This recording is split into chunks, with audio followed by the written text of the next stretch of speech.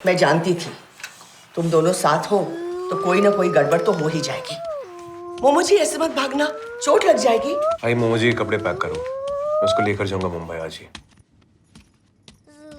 अभी उसकी छुट्टी में 1 हफ्ता और है, तब ले जाना। नहीं आई, मैं और नहीं वेट कर सकता। वैसे भी तुम दोनों के सामने बिगड़ जाता है, कैसे संभालोगे उसे? मोमो जी उधर जाओ, खाना खाओ। तुमने गुरुजी को अकेले छोड़ना नहीं चाहिए था, पता नहीं कहाँ रह गए। हे परमेश्वर, उनकी मोमो रक्षा जी करना। Go there right now. अरे वो मेरी बात कभी मानते हैं क्या? मोमो जी क्या किया तुमने? सुनाई नहीं देता? तुम ऐसे नहीं मारोगे। ये इधर आओ। बाबू! लाफो मारो लाफो। हाथ नीचे, हाथ नीचे। छोड़ो बच्चे को। How dare you!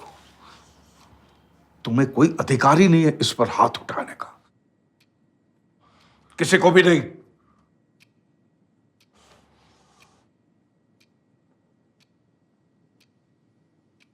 तुमने चैलेंज किया था ना, इसे तुम अमेरिका ले जाओगे? Malhar Shastri, challenge is accepted. अब जो भी बात होगी अदालत में होगी।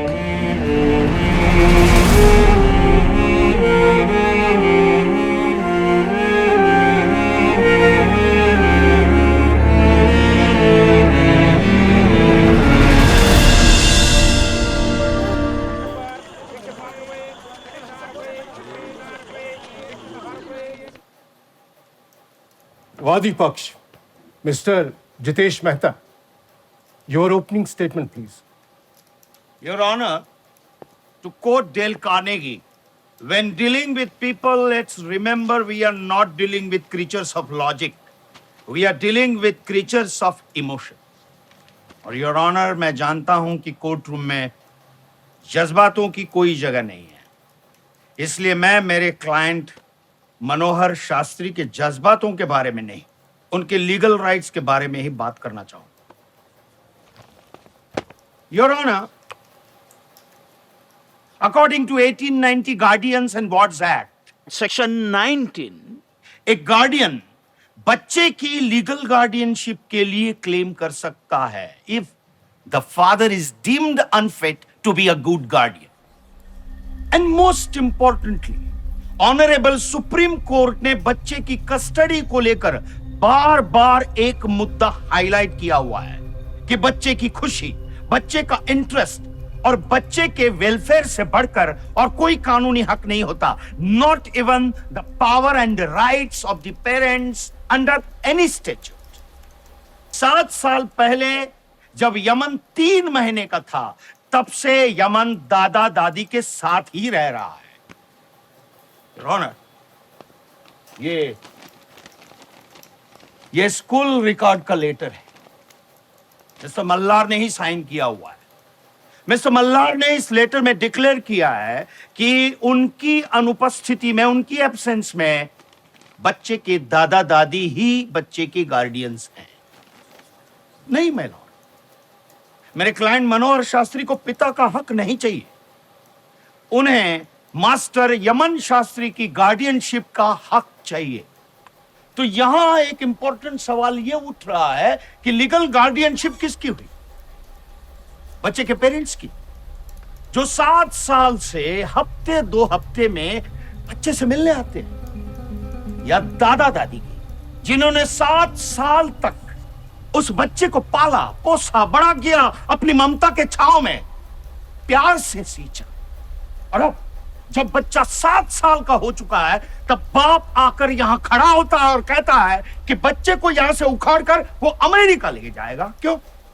किसने दिया अधिकार उस बाप को? योर ऑनर, कौन है असली गार्डियन? बच्चे के biological parents who never care, या केयर गिविंग बच्चे के biological grandparents? Who is the guardian? Devaki या Yashoda? That's all, Your Honor. प्रतिवादी पक्ष, miss Shalini Patwardhan.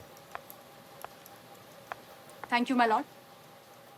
Your Honor, my humble question is this even a case? Who is the rightful guardian? अदालत अगर ऐसे cases को एंटरटेन करने लगेंगी तो फिर पेरेंट्स अपने बच्चों को ग्रैंड पेरेंट्स के पास छोड़ने से भी डरने लगेंगे. It will set a bad precedent, your honour. आजकल के जमाने में ग्रैंड पेरेंट्स को अपने बच्चों का यानी वर्किंग पेरेंट्स का सपोर्ट करना चाहिए, ना कि उनकी तरक्की के रास्ते में कांटा बनना चाहिए. Your honour, this case wants to rob a child of his rightful share of parental love. ये केस तरक्की के खिलाफ है, बच्चे के खिलाफ है.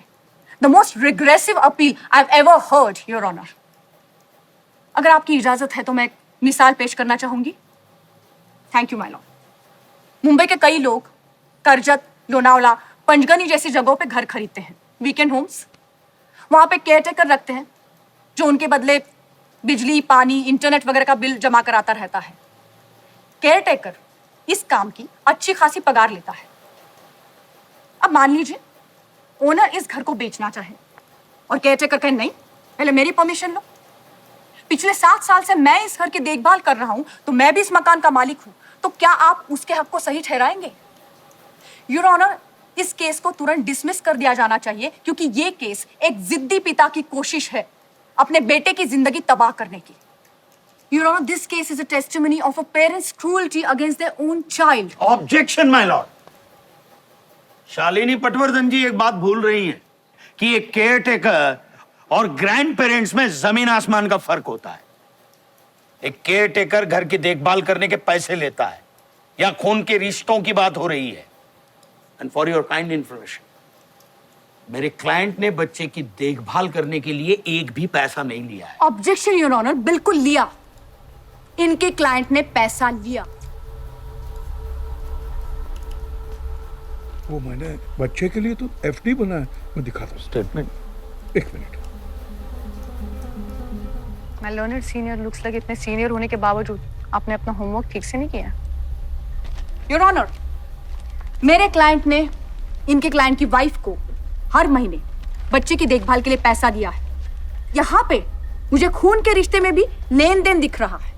It's sad but that's the bitter truth of this case, your honour. Shalini ma'am, जी, मैं अपना होमवर्क एकदम ठीक तरह करके आया हूं. योर ऑनर, ये बैंक के स्टेटमेंट्स हैं. इन्होंने कहा इनके क्लाइंट ने मेरे क्लाइंट को बच्चे की देखभाल करने के लिए पैसे दिए, लेकिन मेरे क्लाइंट ने उसमें से एक भी पैसे को हाथ नहीं लगाया. वो एक एक पैसा बच्चे के सेविंग्स में और फिक्स डिपॉजिट में जमा है. वाओ योर ऑनर, क्या शानदार दलील दी है मेरे काबिल अपोनेंट लॉयर ने. इस लाइक रिश्वत मेज पर रखी गई, लेकिन जिसकी मेज पर रखी गई उसने हाथ उठाकर कह दिया मैंने हाथ नहीं लगाया. आफ्टर ऑल पैसे तो इनके क्लाइंट के अकाउंट में ही है ना. So what are we talking about? Your honour, यानी कितने भी उपकार करो माथे पे जूते ही मिलते हैं. इस केस में मेरे क्लाइंट के साथ यही हुआ है. That's all for now, your honour. आज के समाज के संदर्भ में this case is very important, क्योंकि एक बच्चे के भविष्य का सवाल है. And I think we should discuss this with utmost responsibility. इसलिए इस केस की अगली सुनवाई 5 तारीख को होगी. The court is adjourn for the day.